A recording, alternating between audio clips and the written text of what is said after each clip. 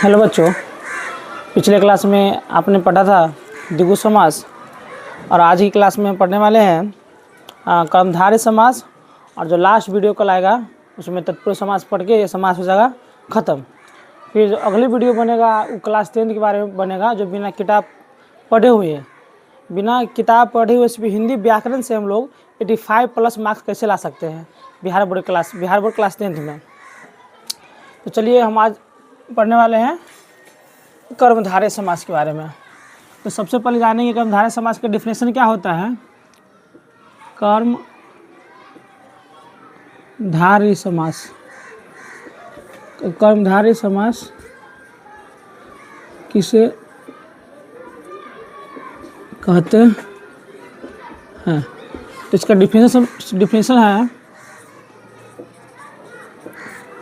Sorry 5वां ये, जिस समास का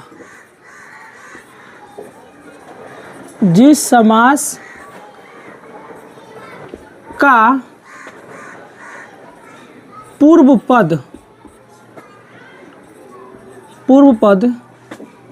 यानी पहला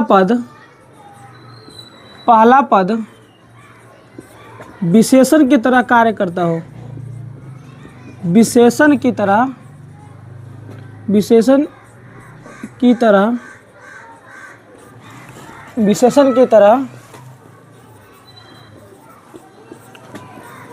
कार्य करता हो, वह कर्मधारय समास कहलाता है। कर्मधारय समास कहलाता है। इसका परिभाषा क्या है कि जिस समास का पूर्व पद यानी पहला पद विशेषण की तरह कार्य करता हो, वह कर्मधारय समास कहलाता है। यानी कि पहला पद में क्या है इसमें कर्मधारय समास में कि वह विशेषण की तरह यानी कि विशेषता बतलाता होगा। जैसे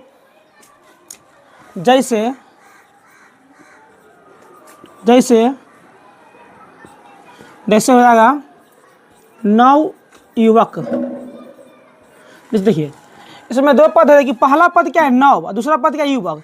तो पहला पद क्या है नव मतलब नया, नव युवक, जो यानी कि जो युवक क्या है, इसमें युवक का क्या विशेषता बतलाया गया है कि युवक क्या है, नव है यानी कि नया है। जैसे कि महात्मा, देखिए ये क्या महात्मा, तो महात्मा का अर्थ होता है कि महान आत्मा।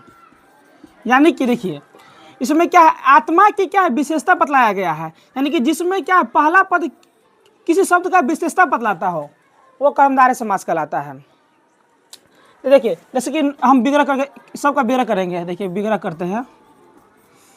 जैसे नव युवक का विग्रह क्या होता है, नया युवक, यानी कि जो युवक नया हो, नया युवक। जैसे महात्मा का विग्रह हो जाएगा महान आत्मा। जैसे एग्जाम में पूछेगा कि महात्मा कौन सा समास है, तो कर्मधारय समास। क्यों? क्योंकि जो पहला पद है इसमें आत्मा की विशेषता बतला रहा है, और जिसमें आत्मा की विशेषता यानी कोई भी शब्द का विशेषता बतलाएगा सब क्या होगा, कर्मधारय समास हो जाएगा। जैसे कि हेड मास्टर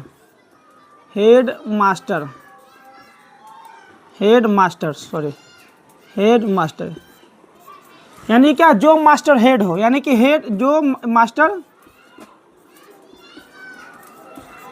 हेड हो। इसमें क्या है, इसमें मास्टर का क्या विशेषता है, तो इसमें मास्टर का विशेषता क्या है, हेड है। यानी कि मास्टर का इसमें क्या बताया गया है हेड के बारे में। जैसे हो जाएगा महारानी,